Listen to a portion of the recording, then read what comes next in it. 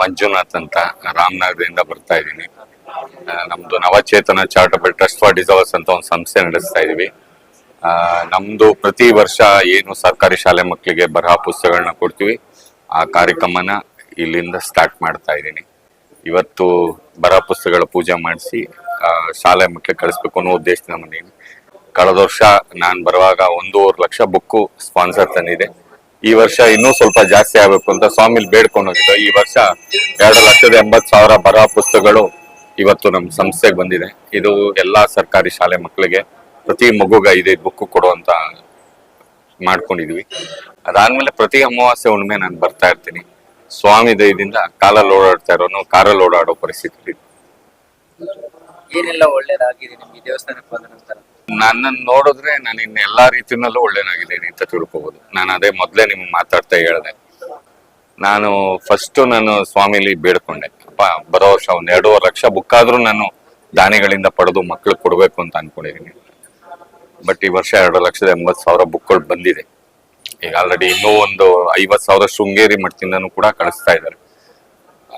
ಇಷ್ಟು ಎಲ್ಲಾನು ಸ್ವಾಮಿ ನಮಗೆ ದಯಪಾಲಿಸಿದ್ದಾರೆ. ನನ್ನ ಸಂಸ್ಥೆ ನನ್ನ ಸ್ವಾಮಿ ಆಶೀರ್ವಾದದಿಂದ ಏಳಿಗೆ ಚೆನ್ನಾಗಿ ಕಾಣ್ತಾ ಇದೆ. ಸ್ವಾಮಿಲಿ ನಿಷ್ಠೆಯಾಗಿ ಬಂದು ಬೇಡ್ಕೊಂಡ್ರೆ ಸಾಕು, ನಾವೇನ್ ಬೇಡ್ಕೋತೀವೋ ಎಲ್ಲಾನು ಕೊಡುವಂತ ಶಕ್ತಿ ನನ್ನ ಸ್ವಾಮಿಲಿ. ಅದನ್ನ ನಾವು ಯಾವ ರೀತಿ ಎಕ್ಸ್ಪ್ಲೈನ್ ಮಾಡ್ಬೇಕು ಅಂತ ನನಗೂ ಗೊತ್ತಿಲ್ಲ. ನಾನು ಅದೇ ಹೇಳ್ದೆ, ಫಸ್ಟ್ ಕಾಲಲ್ಲಿ ಬರ್ತಾ ಇದೆ, ಇವತ್ತು ಕಾರಲ್ಲಿ ಬರ್ತಾ ಇದೀನಿ. ಇದು ಅಷ್ಟು ಮೋಟಿವೇಶನ್ ಅನ್ನೋದಕ್ಕಿಂತ ಆ ಸ್ವಾಮಿ ನಾವು ಕೇಳ್ಕೊಂಡಿದ್ನೆಲ್ಲ ಕೊಟ್ಟು ಇವತ್ತು ನಾವು ಒಬ್ಬ ವಿಶೇಷ ಚೇತನ ಆಗಿದ್ರು ಕೂಡ ನನ್ನ ಕಾರ್ ನಾನೇ ಓಡಿಸ್ಕೊಂಡ್ ಬರ್ತೀನಿ. ಅಷ್ಟು ಶಕ್ತಿ, ಅಷ್ಟು ಧೈರ್ಯ, ಅಷ್ಟು ಆಶೀರ್ವಾದ ಸ್ವಾಮಿಯಿಂದ ನಂಗೆ ಸಿಕ್ಕಿದೆ. ಈ ದೇವಸ್ಥಾನದ ವಿಶೇಷತೆ ಏನ್ ಹೇಳ್ಬೇಕು ಅಂದ್ರೆ, ನೀವೇನ್ ಅನ್ಕೊಂಡಿರ್ತೀರೋ ಶ್ರದ್ಧಾ ಭಕ್ತಿಯಿಂದ ಪ್ರಾರ್ಥನೆ ಮಾಡ್ಕೊಂಡ್ರೆ ಖಂಡಿತ ಸಿಗುತ್ತೆ, ಖಂಡಿತ ಸಿಗುತ್ತೆ. ಅದಕ್ಕೆ ನಾನು ಫಾರ್ ಬೆಸ್ಟ್ ಎಕ್ಸಾಂಪಲ್ ನಾನೇ. ಖಂಡಿತ ಸಿಗುತ್ತೆ. ಅದಕ್ಕೆ ನಾನು ಫಸ್ಟೇ ಹೇಳ್ಬಿಟ್ಟೆ, ಕಾರಲ್ಲಿ ಬರ್ತಾ ಇದ್ದವನು ಕಾರಲ್ಲಿ ಬರ್ತಾ ಇದ್ದೀನಿ. ಇದನ್ನ ಇನ್ನೂ ಆಳವಾಗಿ ಹೇಳ್ಬೇಕು ಅಂದ್ರೆ ನನಗಂತೂ ಗೊತ್ತಾಯ್ತಲ್ಲ, ಬಟ್ ಅಷ್ಟು ಸಾಧ್ಯ. ಗುರುಗಳ ಆಶೀರ್ವಾದ ಇದೆಯಲ್ಲ, ಹಣಕ್ಕಾಗ್ಲಿ ವ್ಯಾಮೋಹಕ್ಕಾಗ್ಲಿ ಅಥವಾ ದೊಡ್ಡಸ್ತಿಗೆಗಾಗ್ಲಿ ಯಾವತ್ತೂ ಆಶೀರ್ವಾದ ಮಾಡೋದವ್ರಲ್ಲ. ಇರೋದನ್ನ ನೇರವಾಗಿ ಹೇಳ್ತಾರೆ. ಎಲ್ಲಾ ಭಕ್ತರಿಗೂ ಒಳ್ಳೇದಾಗ್ಬೇಕು ಅಂತ ಹಗಲು ರಾತ್ರಿ ಪ್ರಾರ್ಥನೆ ಮಾಡ್ತಾ ಇದಾರೆ.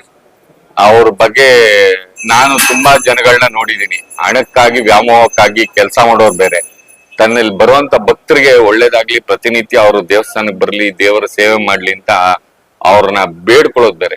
ಆ ಭಗವಂತನಲ್ಲಿ ಇವತ್ತೂ ಅವ್ರು ಬೇಡ್ಕೊಳ್ಳೋದು ಒಂದೇ, ಬರುವಂತ ಭಕ್ತರಿಗೂ ಒಳ್ಳೇದಾಗಬೇಕು, ಅದರಿಂದ ಬರುವಂತ ಎಲ್ಲಾ ಜನಗಳಿಗೂ ಒಳ್ಳೇದಾಗಬೇಕು ಅಂತಾನೆ ನಾನು ಇವತ್ತು